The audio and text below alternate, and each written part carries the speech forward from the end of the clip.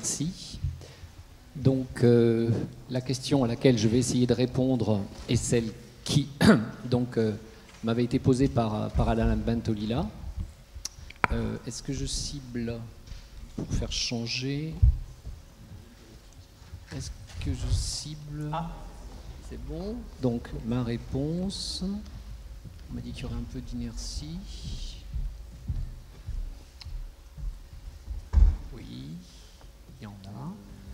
Donc, ma réponse à cette question est non. La réponse est non. Bon.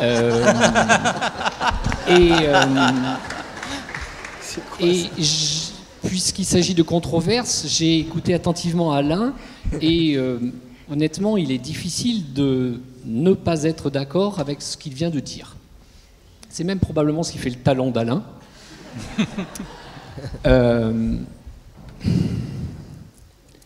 Du coup, qu'est-ce qu'il me reste à faire en 25 minutes? Pourquoi est-ce qu'on débattrait si on est d'accord? Une hypothèse, c'est qu'on serait peut-être pas d'accord avec des gens qui ne sont pas là aujourd'hui. Et du coup, ça devient difficile de débattre avec des gens qui ne sont pas là. Oui, c'est ça. Alors, d'autant plus qu'il me semble que le consensus, il est fort, en réalité. Il est fort sur le plan politique et sur le plan scientifique. Politique pas au sens politicien du terme, au sens des manières de piloter, de concevoir les systèmes éducatifs, leurs organisations. Je pense que sur cette question-là de faut-il enseigner la compréhension des textes écrits au-delà de la nécessaire automatisation des procédures d'identification des mots, il n'y a pas de doute, c'est oui, c'est d'accord, je ne reviens pas sur les arguments, on va gagner du temps. Je pense que le débat, en réalité, la controverse, porte sur le comment. Et là, oui, je pense que les professionnels ne sont pas d'accord entre eux, que les chercheurs ne sont pas d'accord entre eux, et qu'il y a donc matière à controverse au bon sens du terme. Dans cette logique-là, je vais développer mon point de vue avec deux exemples, en étant d'accord avec ce qui vient d'être dit, c'est-à-dire qu'il faudrait travailler de la maternelle au collège pour traiter cette question, mais je ne vais prendre que deux exemples, un premier au cours élémentaire, un second au cours préparatoire. Au fond, la logique qui est la mienne, c'est de penser que le rôle de la recherche dans cette histoire est double, de produire des connaissances qui puissent servir d'argument pour l'action, et effectivement, non pas qui dictent la manière de faire. Je pense que de ce point de vue-là, la première intervenante dans la controverse, Madame la ministre, a été très claire, c'est donc pas la peine d'y revenir, mais aussi de concevoir avec les enseignants des outils, parce que je pense que le besoin d'outils, il est évident et il est largement partagé chez les professionnels, outils qui puissent être des ressources pour eux et qui puissent être, à travers l'usage de ces outils, le vecteur de leurs propres apprentissages professionnels, de leur propre développement professionnel. En d'autres termes, je pense que le fond de cette logique, c'est de parier sur l'intelligence des professeurs au travail. Et là aussi, il me semble que la première intervenante de la controverse, et je m'en réjouis évidemment, a bien introduit mon propos. Je blague. Le consensus scientifique, il est fort sur ce qui compose le savoir lire, puisque c'était ta question, et sur, par conséquent, les cibles des interventions pédagogiques. Je crois qu'il y a consensus sur les cibles. Oui, il faut développer les compétences de décodage. Oui, il faut développer des compétences linguistiques qui portent à la fois sur le lexique et la syntaxe. Oui, bien sûr, il faut développer les connaissances du monde qu'ont les enfants, parce qu'on ne comprend rien au texte si on ne sait pas ce dont parlent les textes, si on n'a pas les connaissances à mobiliser pour comprendre. On vous donne à lire un texte qui explique le fonctionnement du laser. Si vous n'avez pas suffisamment de connaissances scientifiques, une partie des explications que vous maîtrisez pourtant sur le plan linguistique vous échapperont tout à fait. Bien sûr qu'on a besoin de connaissances encyclopédiques au sens large du terme, sur tout ce dont parlent les textes pour comprendre ces textes-là. Des compétences de raisonnement de manière générale, mais aussi des compétences de raisonnement dans cet univers particulier qu'est la langue écrite, qui est par essence pleine de blancs, c'est Umberto Eco qui décrit très très bien cette chose-là. Le texte, dit-il, un tissu de blanc, un tissu d'espace à remplir, et le mécanisme inférentiel, il est, j'allais dire, synonyme de l'activité de lecture-compréhension. Se lire entre les lignes.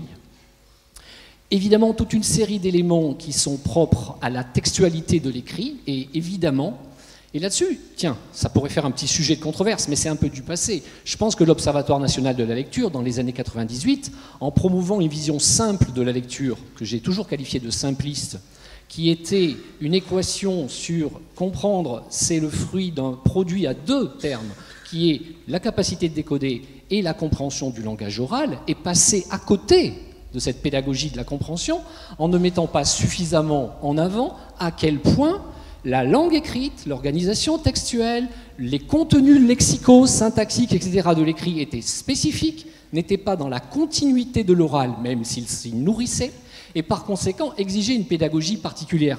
Et notamment parce que le dernier point, il est fondamental, on a besoin de compétences stratégiques. Quand on est à l'oral, on ne gère rien du débit de l'orateur. Vous êtes obligé de me suivre au tempo que j'ai choisi. Si vous êtes en lecture devant mon texte, vous allez vous arrêter, vous allez revenir en arrière, vous allez faire un lien hypertexte pour aller voir ce que je raconte en lien avec autre chose, etc. Autant de compétences qui, si vous ne les travaillez pas de manière spécifique, vont pas tomber du ciel. Bon. Voilà un cahier des charges qui est clairement le cahier des charges d'une pédagogie de la compréhension et qui, encore une fois, n'est pas la simple addition d'une capacité à comprendre le langage oral et d'une capacité à déchiffrer. Donc il y a bien un autre espace, et c'est cet espace-là qui m'amène à répondre oui à la question qui m'est posée. À partir de là, mes deux exemples. Sur le cours élémentaire, là je vais partir d'un travail de recherche que vous connaissez pour une partie d'entre vous, qui est un travail qui a été fait avec des enseignants sur la base des travaux de recherche qui portaient à la fois sur les mécanismes cognitifs de l'activité de lecture, mais aussi sur les... J'ai un problème avec cette zapette. Mais aussi sur l'analyse des pratiques enseignantes, sur ce que faisaient les maîtres et par conséquent ce qu'ils étaient susceptibles d'intégrer de nouveau dans leur pratique en sortant du mécanisme catastrophique qui consiste à dire « vous avez rien compris, oubliez, jetez-moi ça à la poubelle et passez à autre chose ». Si on pense que la transformation pédagogique, c'est forcément un processus justement de transformation progressive. On n'est pas révolutionnaire en pédagogie, on peut être éventuellement comment dire, progressiste en modifiant pas à pas, patiemment, un certain nombre de choses, en cherchant les continuités et les ruptures. Mais pas seulement les ruptures, aussi les continuités avec les manières de faire qui supposent de bien connaître ces manières de faire pour concevoir des outils qui puissent être des vecteurs de transformation tout en ne déstabilisant pas trop les enseignants, et notamment au gré de modes qui pourraient avoir des effets dévastateurs. Donc, c'est dans cette logique-là que nous avons travaillé. Évidemment, je ne peux pas développer toutes nos propositions, elles sont nombreuses, c'est pénible. Il y a des conférences qui sont en ligne sur le web, il y a des textes écrits. Celle-ci marcherait mieux? D'accord, ok. Et par conséquent, ça va aller mieux. Donc je vais déstresser, je vais récupérer de la disponibilité mentale pour réfléchir à ce que je fais, plutôt que de réfléchir à la manière dont se déroule ce PowerPoint. Et je vais récupérer les 2 minutes que la technique m'a piquées. Merci.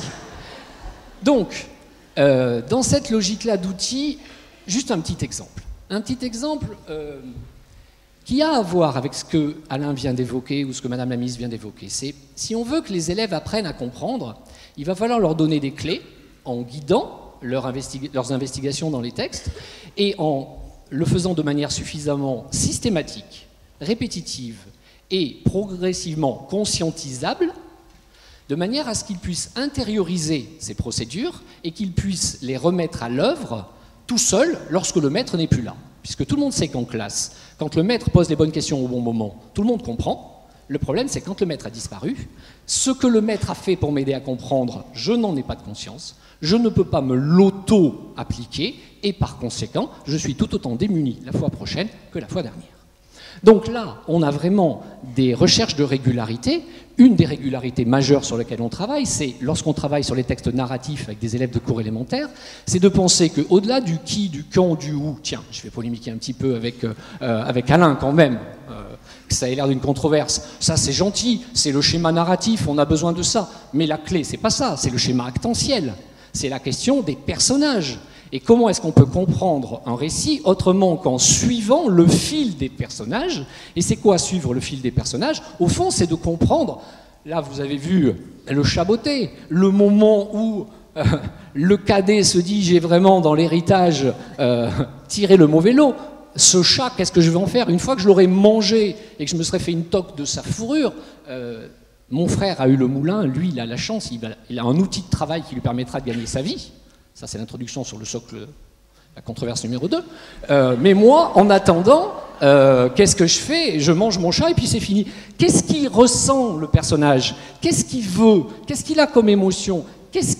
Et de l'autre côté, comment comprendre ce qui va se passer lorsque le chat va apporter un lapin au roi en disant « de la part de mon maître, le marquis de Carabas », comment comprendre ça si on n'a pas une idée de ce qu'il recherche, le chat?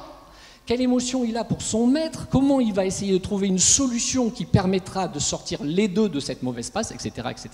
Donc là, on a toute une série de démarches qui, évidemment, nous amènent à dépasser ce première étape, qui est nécessaire. Ce que font les personnages et ce qui leur arrive, bien sûr qu'on passe par là. Mais on a absolument besoin d'aller systématiquement, et les élèves ont besoin de savoir qu'ils ont eux-mêmes besoin de le faire tout seuls, ce que pensent les personnages. Ce que pensent les personnages, en 3 termes, leur but, tourner vers l'avenir, et leur raison d'agir, qui elles appartiennent au passé, en d'autres termes leurs intentions, leurs émotions, et leur cognition. Qu'est-ce qu'ils savent? Quels sont leurs raisonnements? Forcément, comprendre ce que fait et ce que vit et ce que pense et ce que dit un personnage dans un récit, c'est d'une certaine manière se poser ces 3 questions clés. Apprenons-nous à nos élèves à se les poser? Oui, si on est bien formé, si on est bien outillé, si on prend au sérieux la question qui nous est posée aujourd'hui.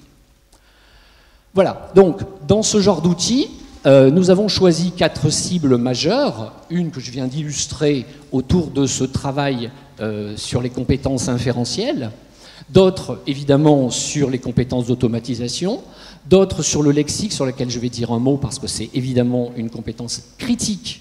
Une bonne partie des problèmes de compréhension des élèves viennent de leurs difficultés de compréhension du lexique qu'ils rencontrent dans les textes et qui est bien sûr bien plus complexe que celui de la vie quotidienne de l'oral. Et d'autre part, je voudrais juste dire un mot, une 4e cible pour nous fondamentale et qui est trop peu présente dans les classes de notre point de vue, c'est celle qui touche aux compétences narratives, notamment sur l'aspect production de récits. Et évidemment, l'activité vedette consiste à organiser un enseignement de l'activité de rappel de récits.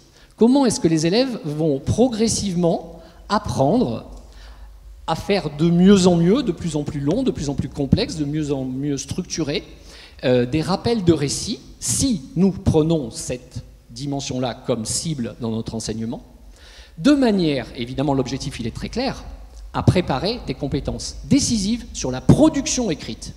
Qu'est-ce que c'est produire par écrit? Produire un texte, c'est produire en l'absence de celui qui va être le lecteur. Ça suppose de passer de compétences orales, qui sont de compétences dialogiques, de discours adressés en face à face, à des compétences qui vont être des compétences de plus en plus monologiques, être capable de raconter tout seul, et c'est évidemment se raconter tout seul sans le soutien de l'interaction et du dialogue qui préfigure le mieux l'activité rédactionnelle. Si on veut arriver à ça, alors il va falloir le prendre à bras-le-corps et le travailler de la maternelle au CM2 pour ce qui est de l'école élémentaire. Donc là, il y a des compétences critiques qui sont reconnues, mais qui sont rarement mobilisées quand on voit les outils de pédagogie de la compréhension. D'où cette proposition. Voilà, alors je pourrais développer. Là, le point de différence, je disais tout à l'heure controverse, oui, je pense qu'il y a une controverse qui est à la fois sur les cibles, et vous voyez que toutes les cibles ne sont pas les mêmes selon les outils, très clairement, même si la checklist est consensuelle. La réalité des outils, c'est qu'ils ne prennent pas tous à bras-le-corps les mêmes dimensions. Mais la deuxième grande dimension des controverses entre professionnels et entre chercheurs, c'est la manière d'approcher ça. Les uns sont plutôt sur une approche modulaire, sur une approche éclatée, c'est-à-dire on travaille un bloc de compétences. Je travaille les anaphores, je travaille les connecteurs, je travaille les aspects énonciatifs, les introducteurs du discours direct dans le discours indirect, etc. Donc vous voyez des blocs comme ça d'habileté. Je travaille les inférences, phrase A, phrase B, trouver ce qu'il y a entre A et B pour permettre de passer de A à B, etc., etc. Et ensuite, vous postulez que les élèves, bien entraînés sur chacune de ces micro-habiletés, vont remobiliser toutes ces habiletés tout seuls, dans une activité de transfert sur les textes longs, complexes, qu'on va leur donner dans les cours ordinaires de la classe. Personnellement, je ne suis pas tout à fait convaincu de la pertinence, mais là, le moins qu'on puisse dire, c'est que c'est une des zones de débat. Notre choix est fondé aussi sur d'autres travaux de recherche, et plutôt qu'on a intérêt, on va dire, à jongler entre une grande dynamique qui est plutôt une approche intégrative, donc centrée autour de la lecture de textes longs, complets, complexes, qui ont une épaisseur psychologique, culturelle, littéraire, et autour de ce fil conducteur qui est la compréhension de l'œuvre, compréhension du texte, alors d'être capable de décrocher un certain nombre d'investigations pour mieux y revenir, mais pour mieux y revenir, c'est-à-dire de prendre en charge le transfert dans le dispositif d'enseignement et de ne pas le laisser à la seule charge des élèves. Si je devais le résumer en quelques mots, ça donnerait à peu près ça.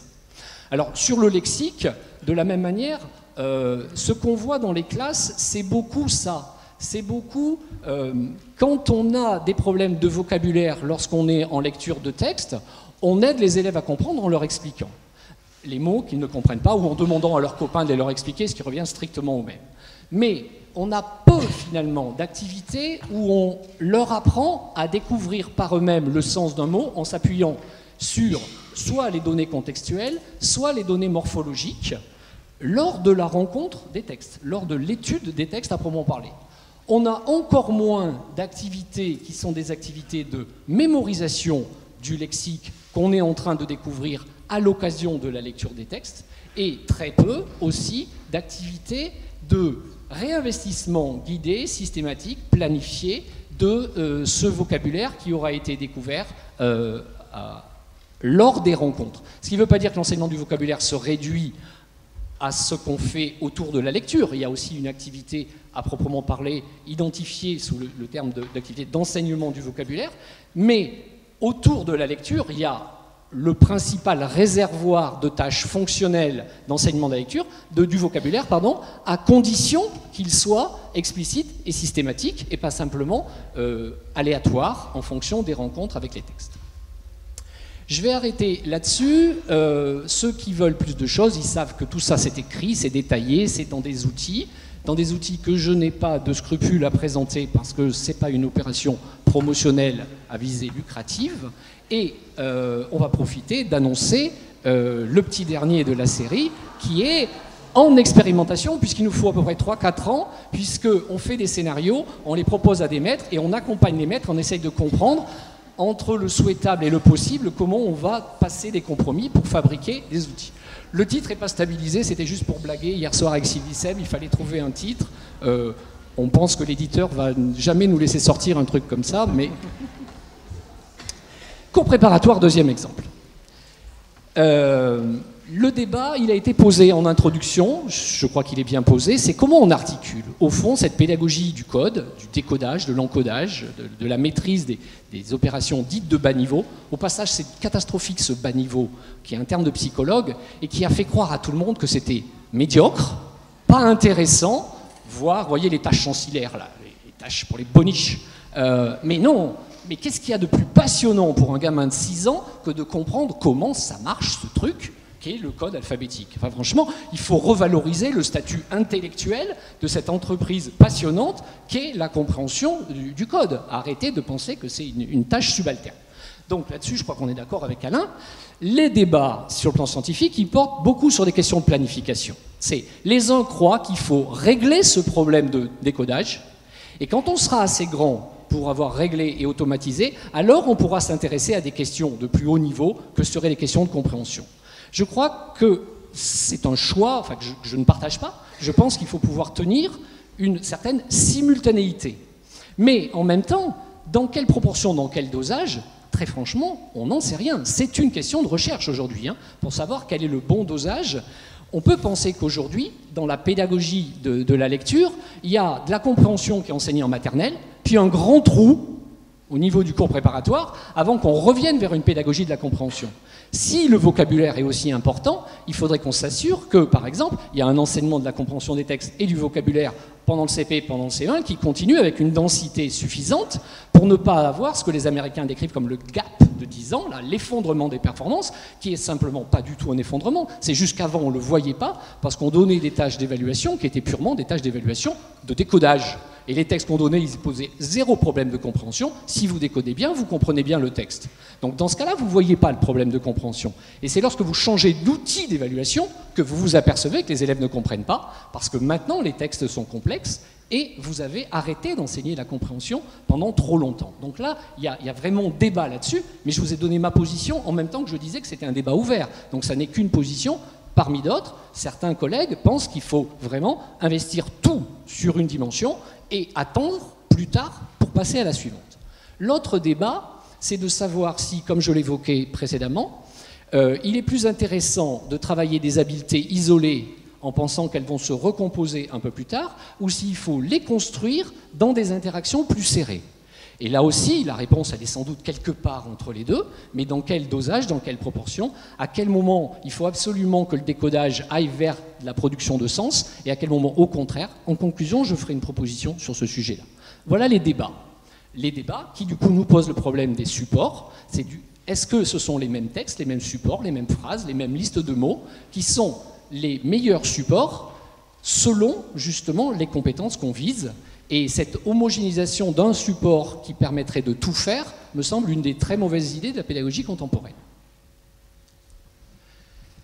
Pour savoir, pour avancer, nous avons entrepris il y a 2 ans, 3 ans, l'étude a eu lieu l'année dernière sur le terrain et nous sommes en train de dépouiller une énorme recherche qui a été réalisée avec 60 enseignants-chercheurs de 13 laboratoires différents sur tout le territoire français pour essayer non seulement de savoir ce que font les maîtres, mais de connaître l'influence des pratiques effectives, pas déclarées, hein, pas répondre au téléphone, quel est le manuel que vous utilisez, mais qu'est-ce que vous faites jour après jour dans votre classe. Et si vous voulez savoir ça, il n'y a pas 50 solutions, il faut y aller et il faut observer.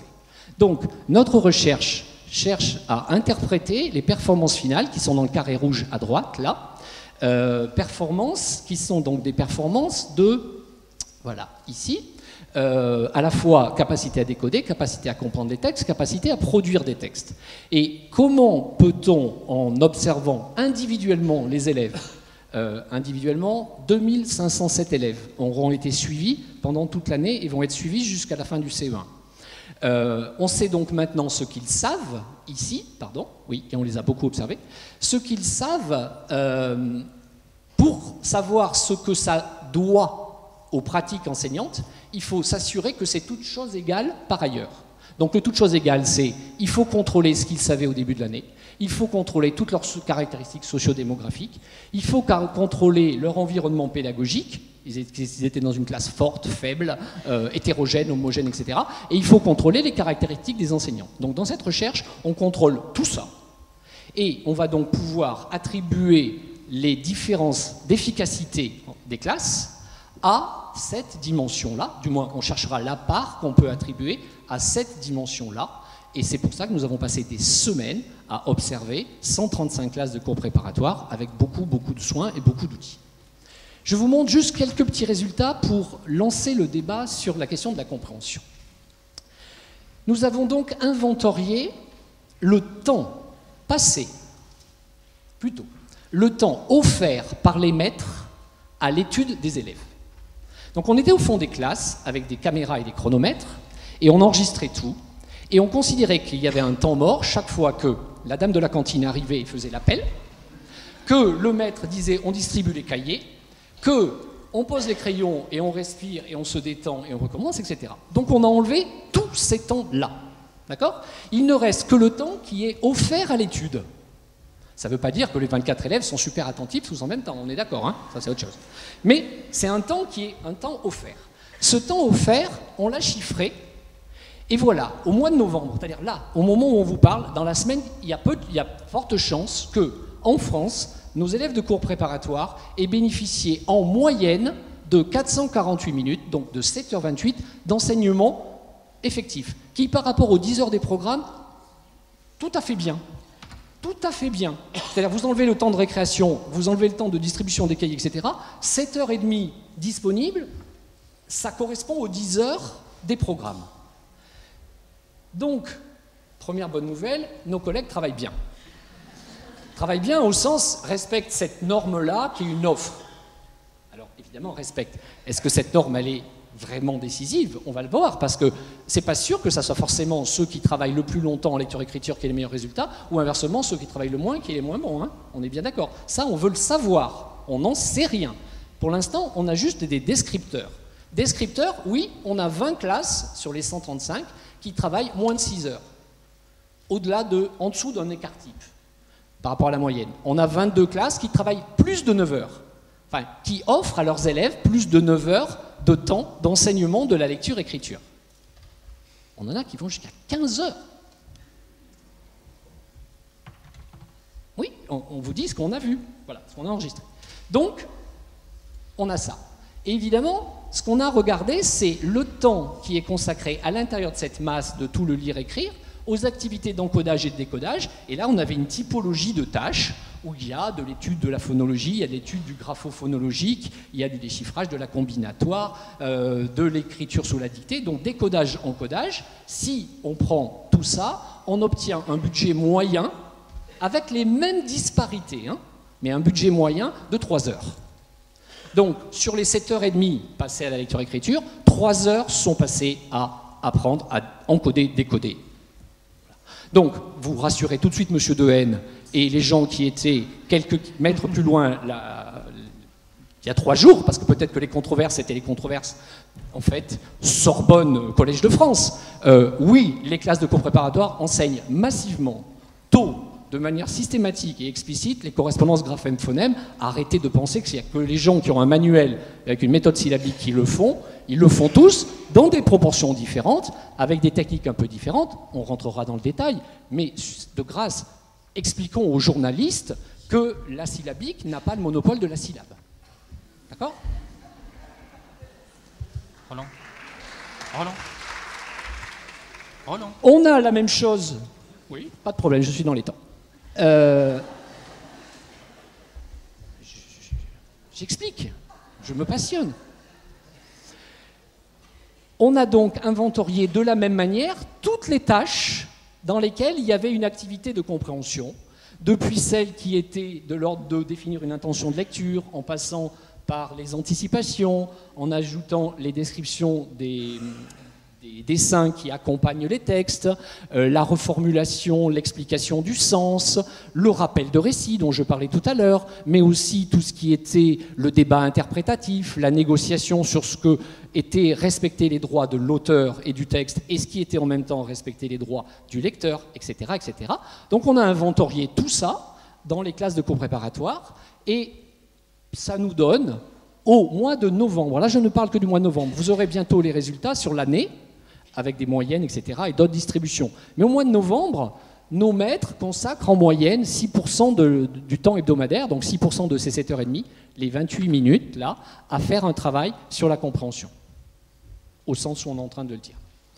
Donc, quand je disais tout à l'heure, on faisait l'hypothèse avant qu'il n'y avait pas de vraie pédagogie de la compréhension au niveau du CP, on ne sait pas s'il y a une vraie pédagogie, mais en tout cas, il n'y a pas beaucoup de temps pour la conduire. Si on rajoute à ça le temps accordé à l'enseignement du lexique, on avait une attention qui pouvait nous permettre d'identifier des tâches dès qu'elles dépassaient 1 minute. D'accord ? On n'est pas avec des marteaux-piqueurs, hein, on est avec des loupes là pour regarder ce qui est en train de se passer dans les classes. Hein. Les enquêteurs, ils ne quittent pas la classe de la semaine dans toutes les activités d'enseignement et chaque fois qu'il y a un élément lexique, ils le pointent. D'accord ? Donc là, on est devant une description d'une précision voilà, inconnue jusqu'à présent. Hein. Là, l'ampleur de l'enquête est relativement exceptionnelle. Donc évidemment, là aussi, ça accrédite mon hypothèse de tout à l'heure sur le fait qu'il y a très peu d'enseignement et que donc on ne va pas être étonné si à la fin du CE2, les résultats ne sont pas à la hauteur peut-être des... Ce qui caractérise surtout ces résultats, c'est une extrême variété dans la distribution, mais à peu près sur tous les indicateurs. Sur les activités d'encodage, on peut avoir des classes, et il y en a plus d'une vingtaine, qui ont 0 minute d'activité d'encodage pendant tout le mois de novembre, alors que d'autres vont y passer 1h30 par semaine. Donc évidemment, ce qu'on va chercher à savoir, c'est si ça pèse ou pas sur les résultats des élèves, du côté du code, mais aussi du côté de la compréhension, du côté de l'écriture. Mais les différences, elles sont vraiment très importantes, grande diversité selon les... Donc ça, vous en saurez un peu plus dans quelques mois, là, ce n'est que le teasing, la bande-annonce, là. Je vais terminer, puisque c'est la conclusion, je vais terminer sur cette interrogation que j'avais abordée tout à l'heure, sur, au fond, est-ce qu'aujourd'hui les maîtres ne sont pas un petit peu prisonniers d'une doxa qui est l'enseignement de la lecture, c'est l'articulation du code et de la compréhension, c'est ce qu'on nous a dit dès que la séance a commencé, et donc il faut tout faire tout le temps en même temps. Et ça devient une activité vedette de référence, c'est le moment de découverte de texte qui est censé être le moment où s'incarne dans la classe de cours préparatoire, l'arrivée d'un texte nouveau qu'on va collectivement découvrir, donc on va lui attribuer un sens au terme d'une activité collective de déchiffrage. Cette activité emblématique, qui semble une sorte d'incontournable d'à peu près toutes les classes, est-ce que penser comme ça, elle n'est pas une source, en fait, de... Est-ce que ce n'est pas le début d'une impasse? Est-ce que ce n'est pas le début d'une impasse si on n'assume pas clairement qu'il puisse y avoir des activités d'enseignement qui, comme on savait le faire en maternelle, et on a oublié parce qu'on est au CP, était un enseignement de la compréhension basé sur une lecture qui n'est pas faite par les élèves, mais qui est faite par l'enseignant. Donc on prend en charge une partie de l'activité, celle de décodage, et on laisse à la charge des élèves une autre partie de l'activité qui consiste justement à comprendre. Ça semble aller de soi, quand on regarde les manuels qui proposent ça, dans le livre du maître, c'est proposé comme ça. Quand on regarde ce qui se passe dans les classes, oulala, c'est bien plus compliqué. Ça, c'est l'autre grande nouvelle qu'il faut vite rapporter à M. Dehaene, c'est qu'il y a un monde entre ce qu'il y a dans le manuel et le guide du maître et ce que font les maîtres. Avec les manuels syllabiques comme avec les manuels autres. D'accord? Donc il faut regarder de près ce que les gens font des outils qu'on leur donne si on veut pouvoir concevoir des outils qui les aident à évoluer. Donc oui, là, on pourrait avoir des textes qui aient de l'épaisseur, qui aient de la consistance, qui mettent en jeu des vrais problèmes de compréhension. Parce que vous voyez bien que, à ne travailler que sur des textes que les enfants seraient capables de déchiffrer par eux-mêmes, on réduit énormément la complexité et par conséquent, on réduit vraiment les ambitions de la pédagogie de la compréhension. Du coup, ces textes-là qui articuleraient code et sens, il faut bien en garder, mais est-ce qu'il ne faudrait pas justement les simplifier? C'est vraiment... J'ai eu un paragraphe, je termine. Les simplifier, ou en tout cas les choisir de manière à ce que, ne posant pas trop de problèmes lexicaux, c'est-à-dire ne proposant pas trop de doubles tâches, les élèves qui, comme le disait Alain tout à l'heure, sont en train d'essayer de décoder des mots que par ailleurs ils ne connaissent pas à l'oral. Vous imaginez ce que ça donne, le tâtonnement du décodage quand vous ne savez pas si l'image phonique que vous allez produire existe ou n'existe pas, parce que vous ne savez pas si le mot il existe ou il n'existe pas en français. C'est dévastateur ça. Donc est-ce que là, dans cette interface, on ne devrait pas plus privilégier cette textualité plus simple avec le niveau phrastique et le travail sur la syntaxe, l'articulation syntaxe-lexique et décodage pour, clairement, ne pas non plus exclure qu'à certains moments, il y ait franchement des activités décrochées qui visent vraiment des mécanismes de base sur la combinatoire qui puissent se faire indépendamment des supports. Voilà. Est-ce que c'est à ce point hérétique de suggérer qu'il puisse y avoir dissociation des supports avec une plus grande clarté pour les maîtres des objectifs poursuivis dans les différents univers de tâches? Merci.